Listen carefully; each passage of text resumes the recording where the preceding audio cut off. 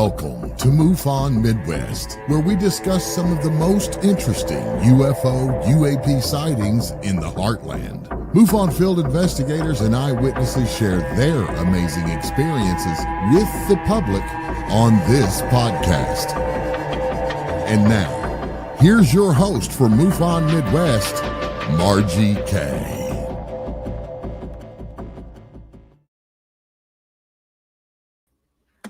Good evening, everyone. Welcome to MUFON Midwest. I'm your host, Margie K. And this evening we have a really good show for you. If you have any comments or questions, just put them in the chat and we will pop them up here. My guest tonight is Sam Maranto. He's an investigative researcher and ufologist, most known for his work in the Tinley Park Mass Sightings of 2004, also the Chicago O'Hare Gate incident of 2006, plus the Chicago Mothman sightings in recent years.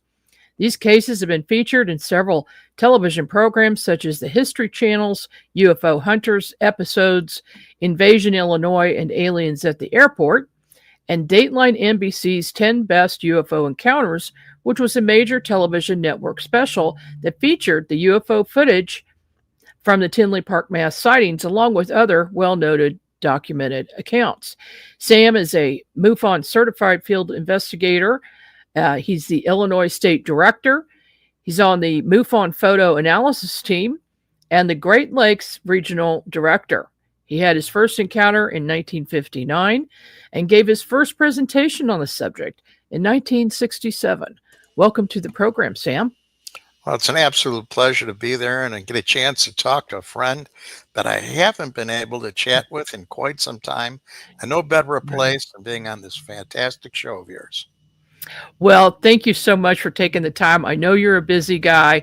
Illinois seems to be a UFO hotspot. Do you have any idea why?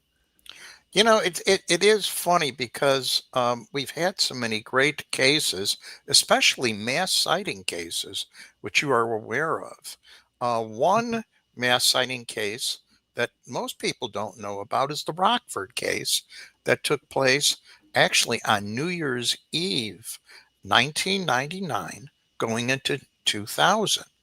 And that case in Rockford wasn't just isolated in Rockford.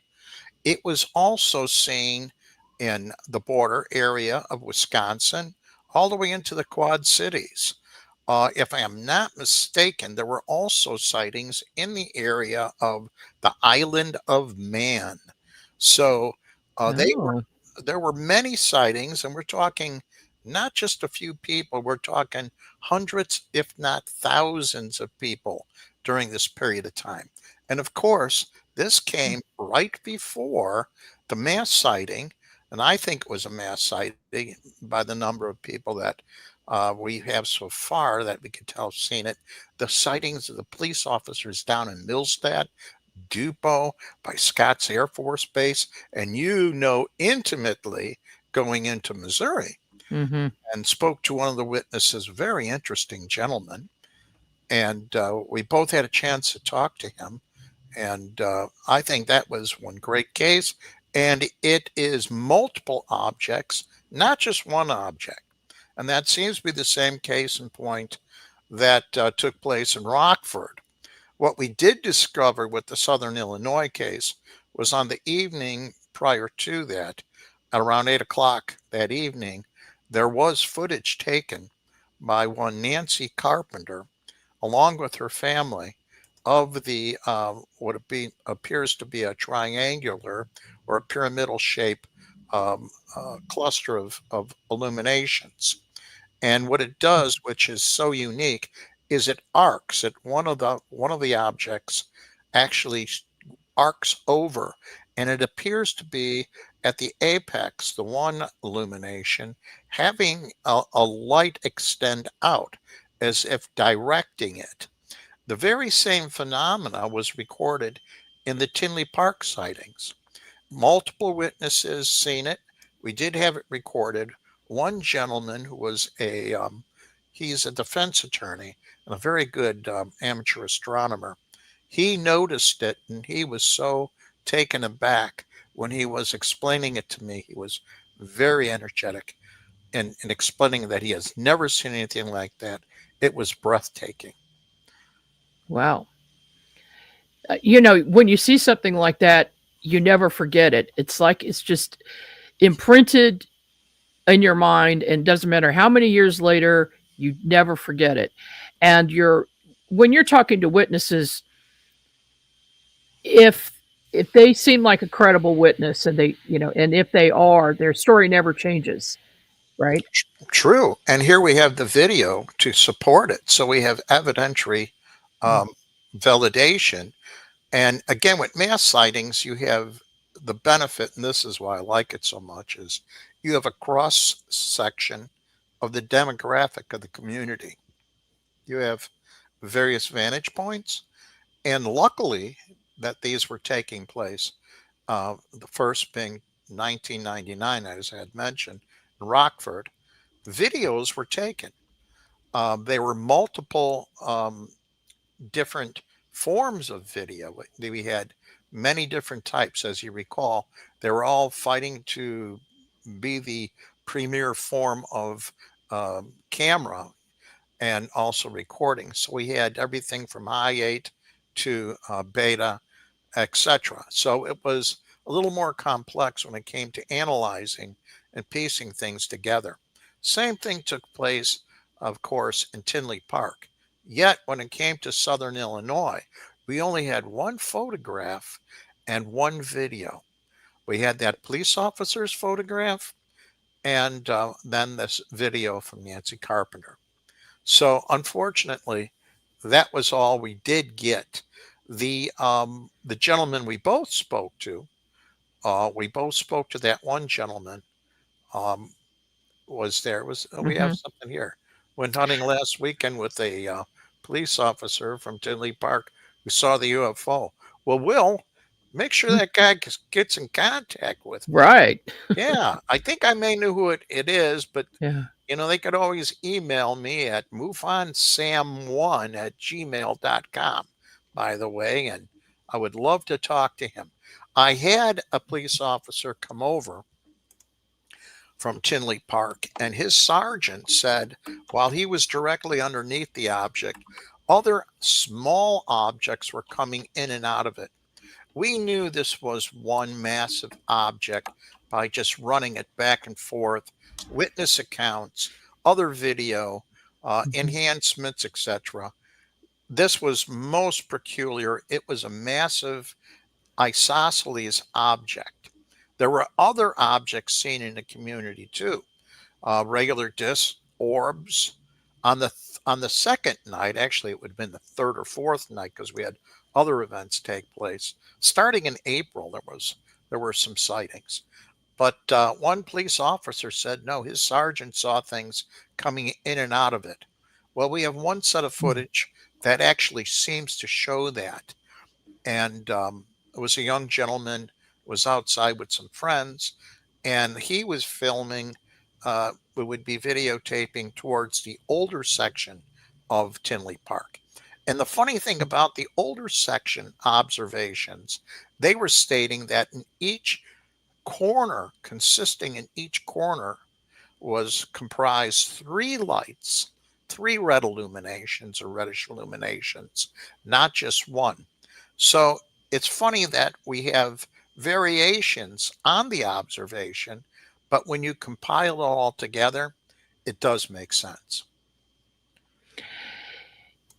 It's interesting how, with these investigations that we do, all of the information doesn't come together at once. And it's never, hardly ever from just one witness. It's so much better if there are multiple witnesses. That's why I wish more people would report. Why do you think?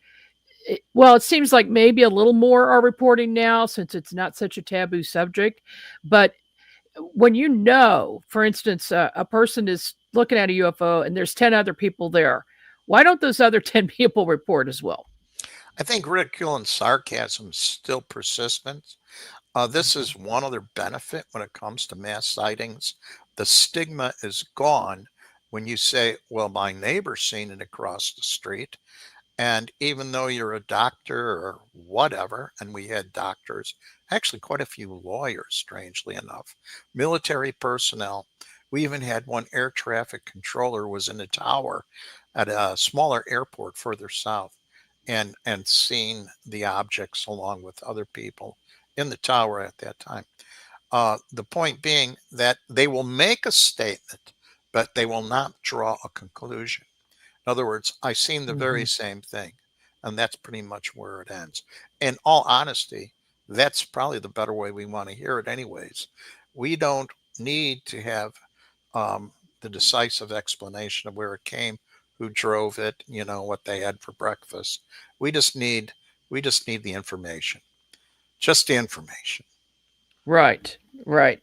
And we also, we'll keep people's anonymous if they wish. Absolutely. No, nobody ever needs to know who they are that is reporting. It's just important to get that report in.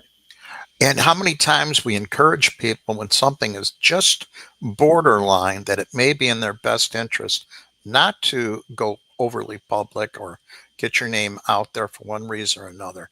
The case up in Yeah. Wisconsin that I had way up there that was ongoing for 2 years, it was a very sensitive case because there were some issues that family members had thought that these people had gone a little bit off their rocker and therefore actually contacted the sheriff and requested them to look in on them.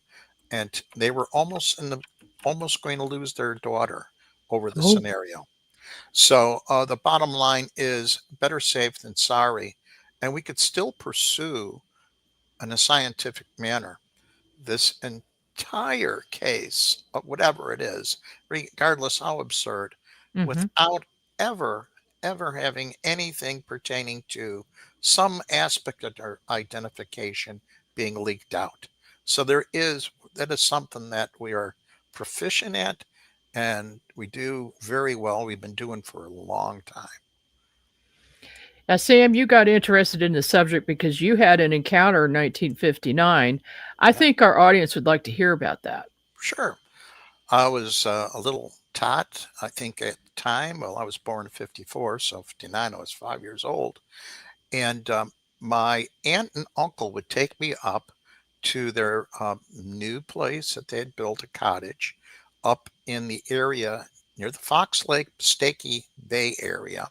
And they lived on a channel that connected the lake. Well, the purpose of us going up there was twofold. They had to check on the basement because there was or it really wasn't a basement. It was just an area, a lower level, maybe 3 feet taller, a crawl space. But water was getting in there somehow. And he had a sump pump. So we had to go up there, and I heard that they just had a new well that was drilled. Well, being a young you know, child interested in finding all these things out, I had to find out if there really was a well there and there was water. So I started dropping rocks down there. That really ticked my aunt off.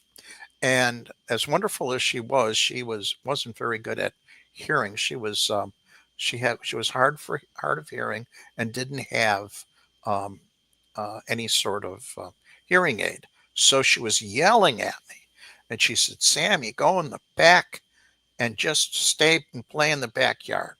So I went in the backyard, which was near, of course, the channel, and I started to try to skip some rocks, which I wasn't very good at, by the way. And I'm over there and I'm trying to skip rocks. And all of a sudden, an orb, a sphere, whatever you want to call it, a, a ball shaped object of light, which was self luminous, flew over my right shoulder, went across in front of me, went over into the neighbor's yard, over which was a fenced in area eventually. But I believe at that time it was a hedge of honeysuckles. Then it went up and back of a willow tree. And by the way, that willow tree is still there. It's got to be ancient. Hmm. And it flew up into the clouds. Well, when I looked at it, when this thing transpired, it went over me, I felt a whole electrical charge go through my body. And at Oh. first I thought, well, maybe I did something wrong and it's just, you know, the wrath of God getting back at me for dropping rocks down there. Oh. I didn't know if I don't know what type of category of sin dropping rocks down a well was, being a little Catholic boy, but I'm sure I was getting punished for something. Either way, when I looked down, my aunt was in front of me and she was yelling at me. And I'm like, what's wrong? She goes, where have you been? I go, I've been standing right here. And then I looked around. Everything was dark, as if hours had gone by. Oh And she boy. said that she was looking for me for I forgot exactly how long. And she said, I was back here. I looked in the spot. You weren't there. Where were you at? And I go, here. And that was it. And she stormed off and we jumped in the car. I got in the back seat. I didn't say a peep all the way home. When I got to the house, my mother answered the door. I walked in, took my jacket, threw it on the stairs that goes to the second level. And my mom goes, aren't you going to watch Dennis the Menace? This was the first season of Dennis the Menace, and I believe it went on at 8 o'clock. So it'd be 7 o'clock Central. And I said, no, I was so frightened. I had no idea what transpired. So I went right into bed, covered my head up. And to tell you the truth, I don't know what transpired after that. But um, years later and during that period of time, I had experiences with them and encounters that really frightened the heck out of me as a little child. And I started to have those experiences. And I recall only two instances, actually three. The last one was in the 80s, where the entity was on my chest looking at me. And it reminded me of, do you remember the toys? I don't know if you recall the toys called cooties. Oh yeah. Yeah, I Okay. remember those. Well, it reminded me of a cootie with the big black eyes, the big head, whimsical arms, almost like a marionette. The motion was jerky. And the first thing I recall is talking to it telepathically and asking it its name, of all things to ask. And so, what Right. the hell are you doing here? And get off my chest. I ask what its name is. And I recall it giving me a name that was a hard consonant. So it was like an R or whatever. And it could have been more in line of, say, for instance, a group instead of a individual. And this had happened far too frequently where it really frightened me. I recall the feeling of as if you were going through, let's say, for instance, a plastered wall. It had a certain feeling. Going over the grass, freshly cut grass and dew on it.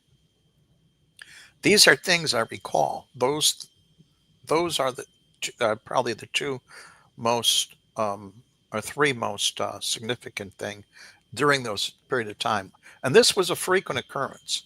So it wasn't weekly or whatever, but it could have been probably every so many months. So one day I eventually had the nerve to ask my mom what they were. I said, whatever its name was, came last night again. And what is it or who are they? And she was washing the dishes and turned around, looked at me. She goes, it's your imaginary friend.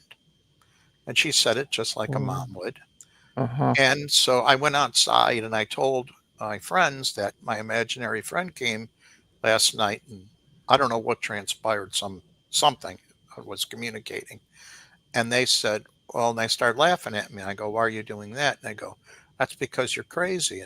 You're dreaming this stuff up. I was really offended and very upset at my mother um, Mm-hmm. because there was nothing imaginary about the whole incident. And actually, I wish it was.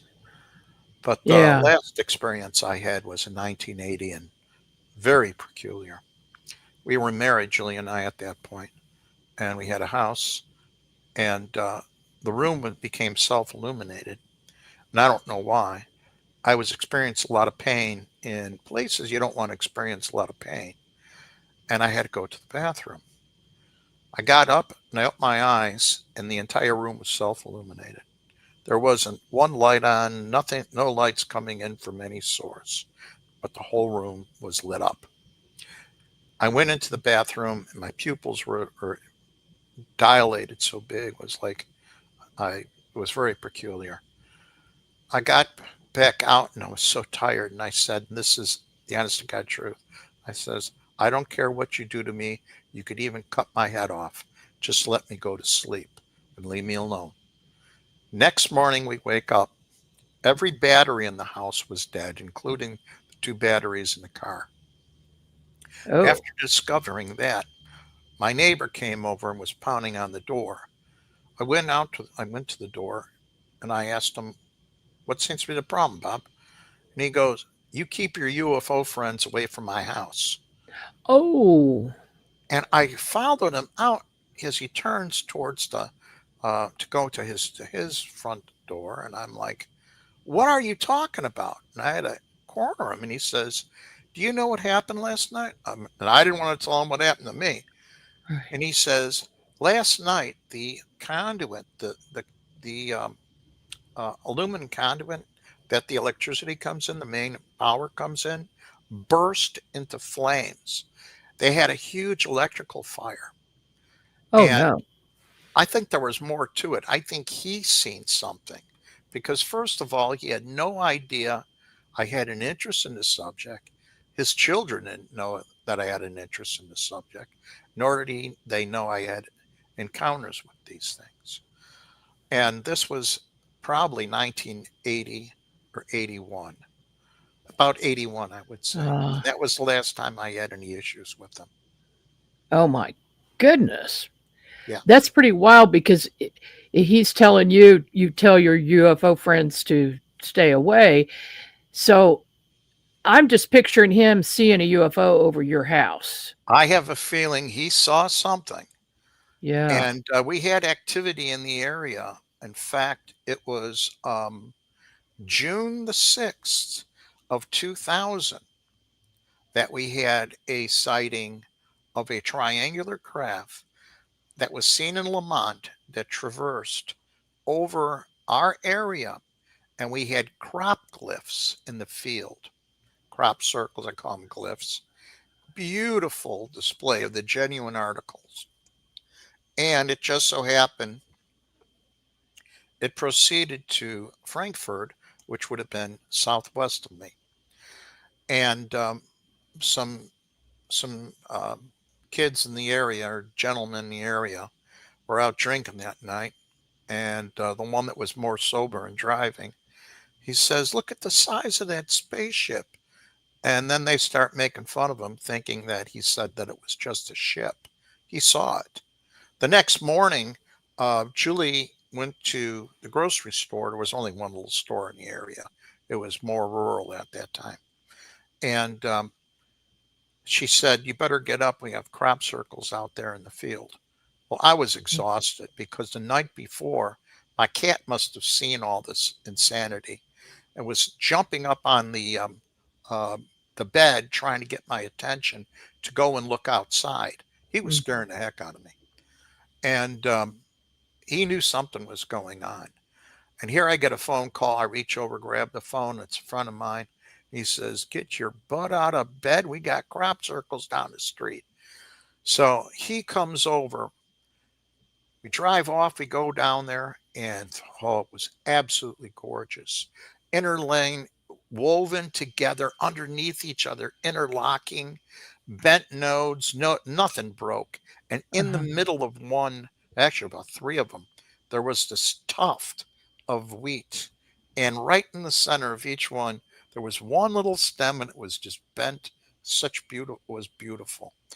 And he noticed that there were two trucks out there, two large vans that had the name of, he said it was a pizza company. And then he wrote down the phone number and checked it, and there wasn't such a company. No.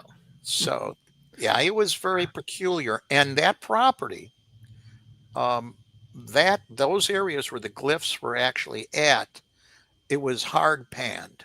Now, hard pan, for those people that don't know the term, that's where you have it's so dehydrated that the the clay in that area is like pottery. Nothing Mhm. grows. The water just runs right off.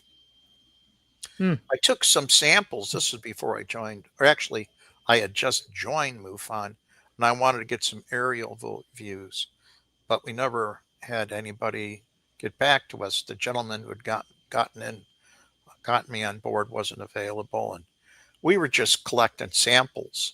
And my cat ate the dang samples. What? Oh no. Yeah, yeah. I was figuring I was going to go to his litter box and see it glowing or something, but Oh, he ate the darn but sample. he lived through it. He lived through it. He He lived. died of Okay. cancer, strangely enough. Oh. So I don't know, but we do have photos somewhere. It was an excellent case, and out here, well, in Illinois, it seems like within the first 2 weeks of June, when the water table's just about right, that's just about when you're going to get anything resembling crop glyphs, and Mhm. it's been that way. We've had a few more, but not that many. Okay. Well, on that note, we're going to take a short break, and we'll be back in just a couple of minutes.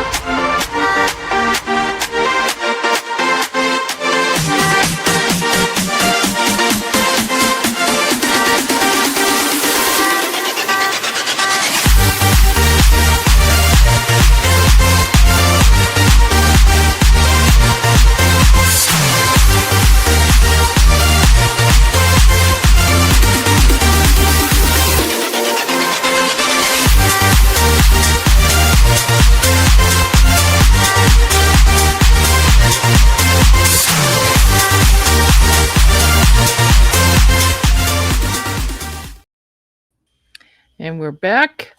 You're listening to MUFON Midwest, and my guest today is Sam Maranto. He is from Chicago, Illinois, and he's the state director for Illinois and also the regional director for the Great Lakes region. How is that going, Sam, being regional director? Well, we're trying to get things coordinated for some events. And what we want to do is have an event day, general event day, where each state will give a 15-minute presentation on a case. And but prior to that, invite their members and have their members invite new friends or friends that may have an interest and associates. And what I'm looking to do is that prior to it, at least have them RSVP with about how many people they expect to have, so this way we could accommodate the presentation. The other thing I'd like to have is a holiday party. We used to do Zoom holiday parties with trivia, and we usually pick a theme meal that everybody, brings some sort of food and they eat their food, and we have a themed drink. Doesn't have to be alcoholic, though it could be. In other words, we just have a good time. So Oh, in the event we're going to do that, I think Central has to be a part of it since we're so close anyways. and we'll have a good time. Well, we will absolutely chime in on that with you. Yes, you sold me. Just give me the date and time, and I'll spread the word. Oh, I know That's it. you're good for that, right? Hey, you know that's the thing. You do have to have fun with this subject sometimes. See, UFOs can get pretty serious, and I believe in lightening it up once in a while. True. And on that note, I tell you, we've had so many scenarios. The case up in Wisconsin was probably one of the more frightening cases. And I remember at that time working on that case, in addition to a case in Arizona. These were the case from up north was from a source in British Columbia. They asked me to investigate it. And then the one in Arizona was New Fork. So it just so happens they were seeing similar things around in and about the same time. And one gentleman was very good at explaining stuff scientifically. He was a government contractor and a scientific background. The other gentleman, on the other hand, was just an average Joe, and I couldn't understand what the heck he was talking about. But when I had both of them on the line, between the two of them, it would make sense. In one instance, they were talking about some of the more frightening aspects of the phenomena having to do with some, again, some theories or some stories being talked about how some of these entities absorb nutritions, how they actually get their nutritions.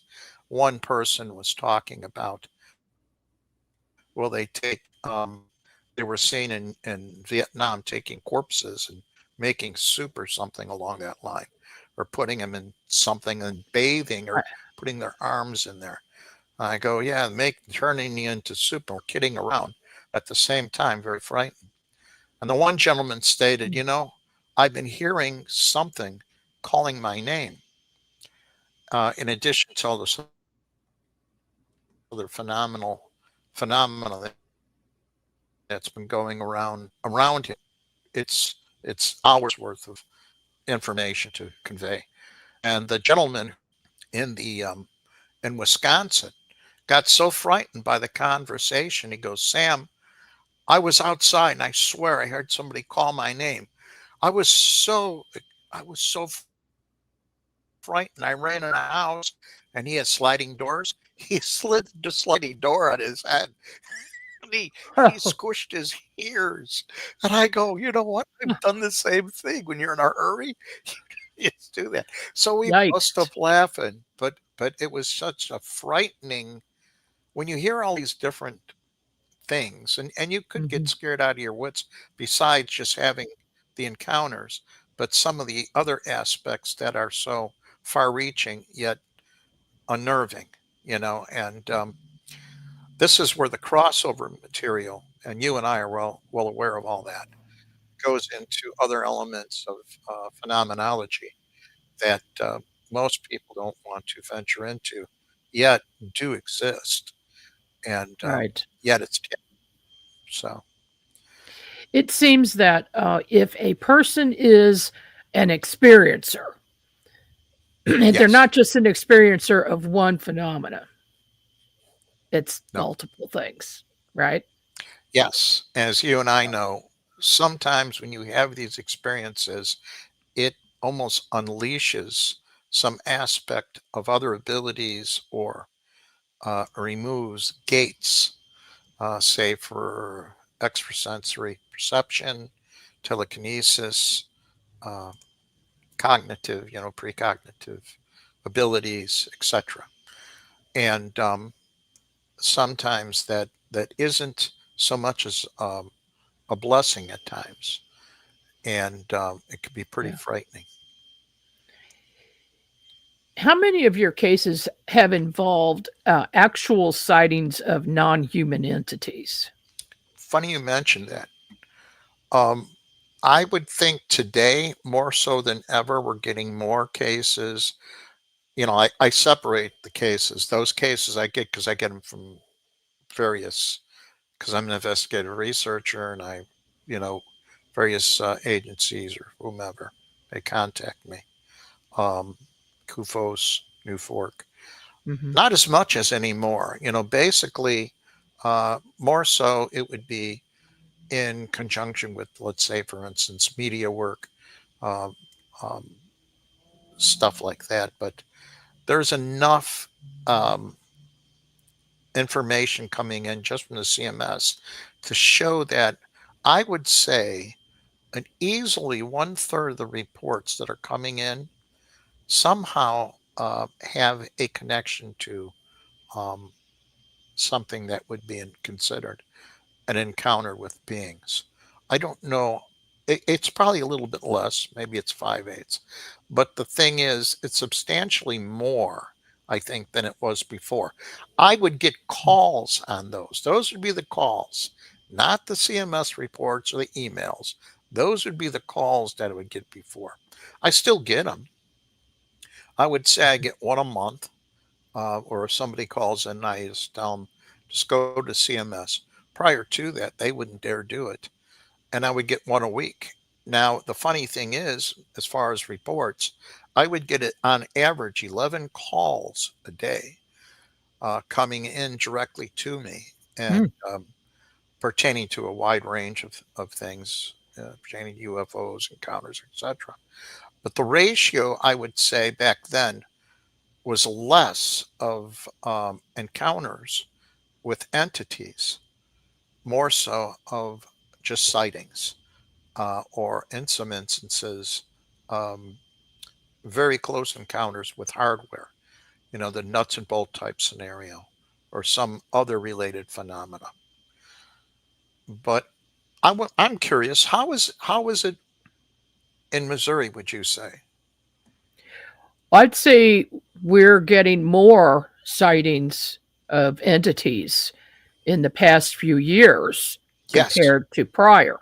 So yes. I think we're experiencing the same thing you are.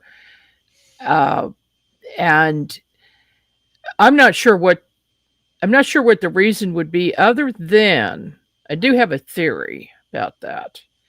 Uh, it seems that people are becoming more aware and using their sixth sense more than they used to. A higher vibration, higher vibratory rate. And so maybe that is one of the explanations why they can see these entities, which, my idea is that they are interdimensional. What do you think about that? The interdimensionality is something I came into accepting as a much stronger than a possibility, but, another one of the likely scenarios of what we're dealing with. The other thing is something that can manipulate the um, the appearance, almost like creating a hologram, but Mm, more convincing or able to actually manifest some other aspect to it that would be, say, quasi materialistic, or you could see it and you could almost sensorily experience certain things like taste, touch, or whatever with the phenomena, though it may not be totally manifest as a as something material. It's quasi, like something an in between. Now, how mhm, much of that is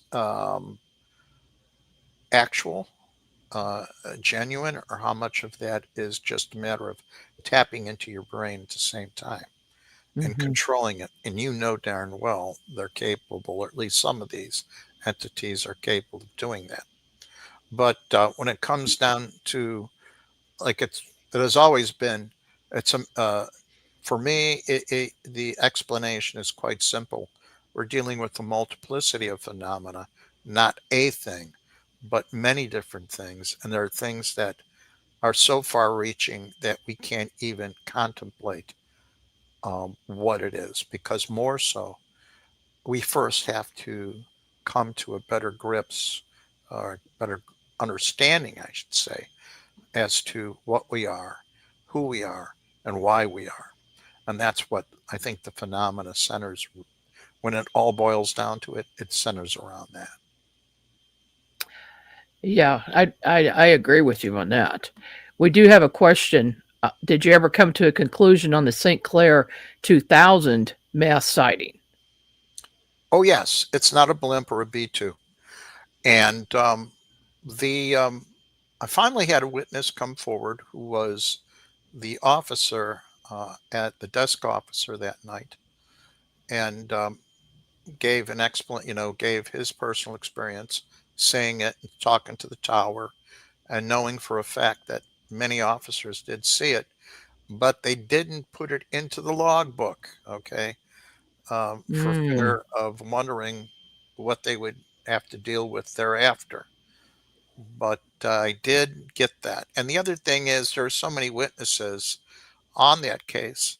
The blimp idea, which I heard, doggone it, I forget the gentleman who said that. It was really too far out there to even take into consideration. mm, And the other thing is, now that we knew that we had a chance to examine the Nancy Carpenter uh, footage.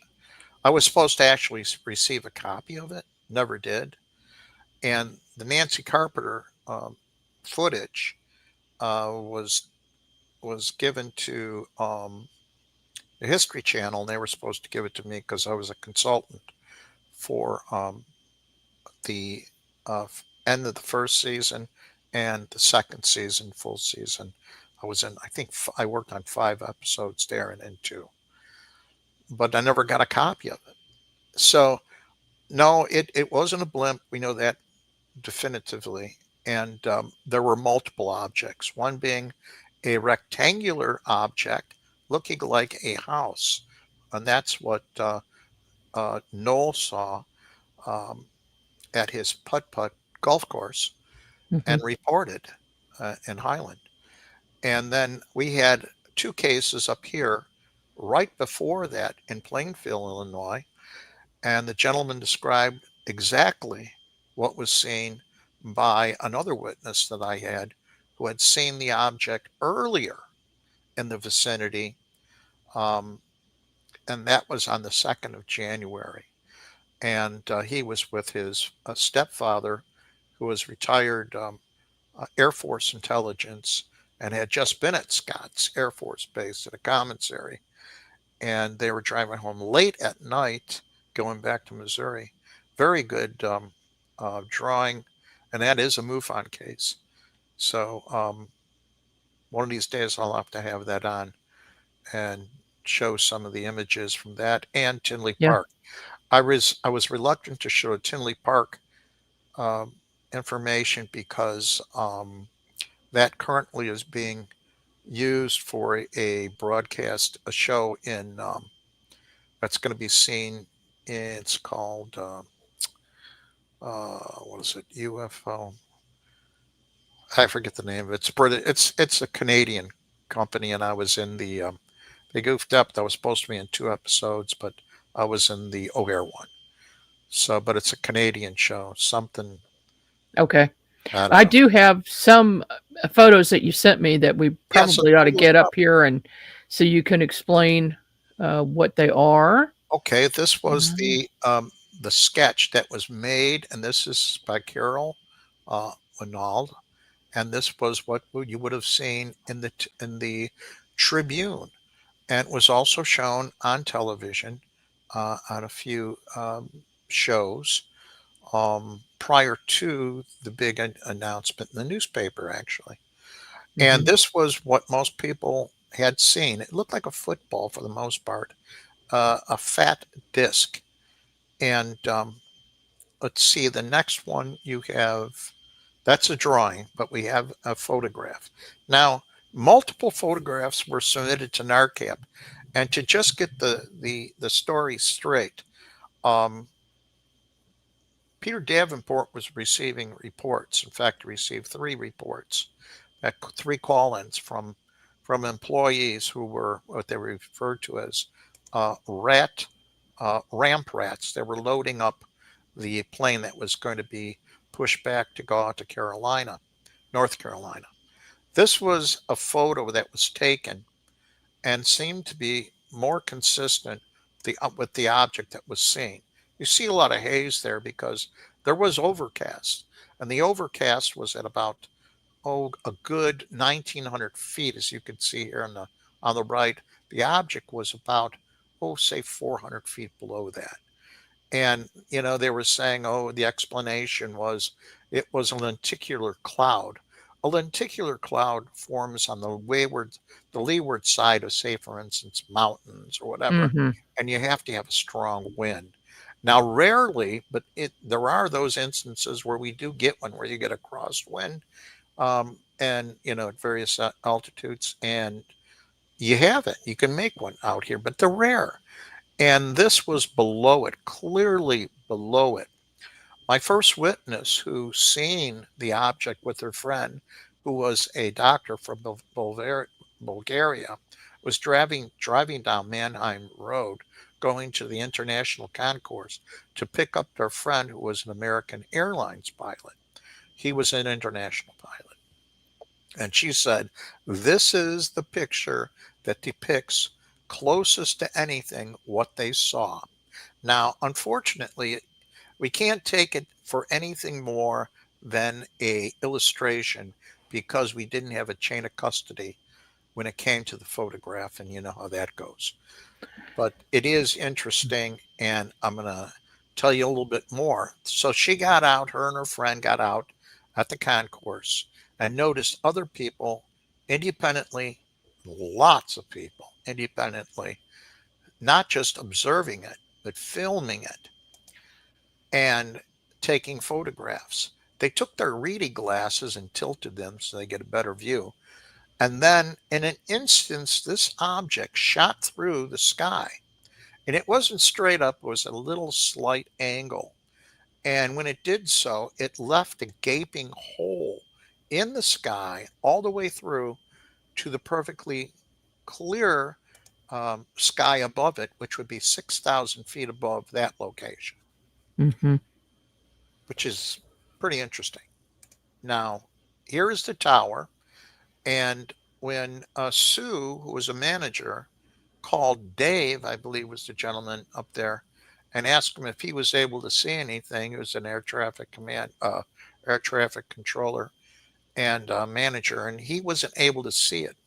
Well, Dr. Rodiger, a good friend of mine who worked on this also, um, he noted that the overhang, he figured out, and the angle of where they were at, they would not have been able to see it. They would have only have been able to see it if they were outside of that confined area. Oh, right. Now, I had another case that came in. It was the next year. That was 2006. 2007 was really when it broke loose as far as people learning about it. This was some months afterwards, obviously, a year and some months. A gentleman was walking out on his patio to have a cigarette in Naperville, and we had this plow cloud, or this wall of cloud, come in.